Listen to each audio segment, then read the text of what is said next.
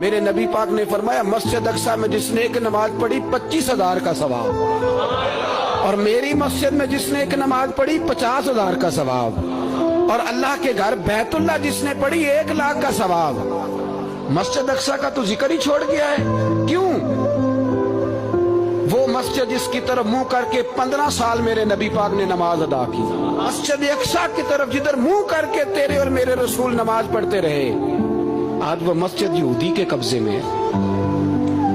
کئی کئی جمعے تالا رہتا ہے، وہاں نماز نہیں پڑھنے دی جاتی۔ میں اور آپ، ہمارا اس قوم سے تعلق ہے جس قوم کے بچے کٹ گئے، ذبح ہو گئے، عورتوں کے پستان کاٹ کے برما کے بدھوں نے ان کے کباب بنا کے کھا لیے، چھوٹے چھوٹے بچوں کی لاشیں انہوں نے لٹکا ڈالی۔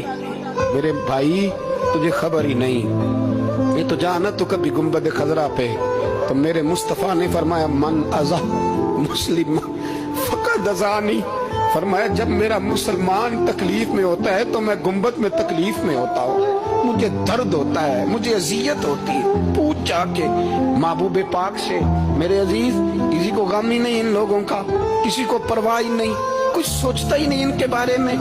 میں اپنے گھر میں مست ہوں، آپ اپنے گھر میں مست ہیں۔ میرے رسول اللہ کی امت لٹ گئی ساری، جگہ جگہ تباہی، 1 انچ دھرتی پر زمین ایسی نہیں جو کافر کی ہو اور خون بہتا ہو۔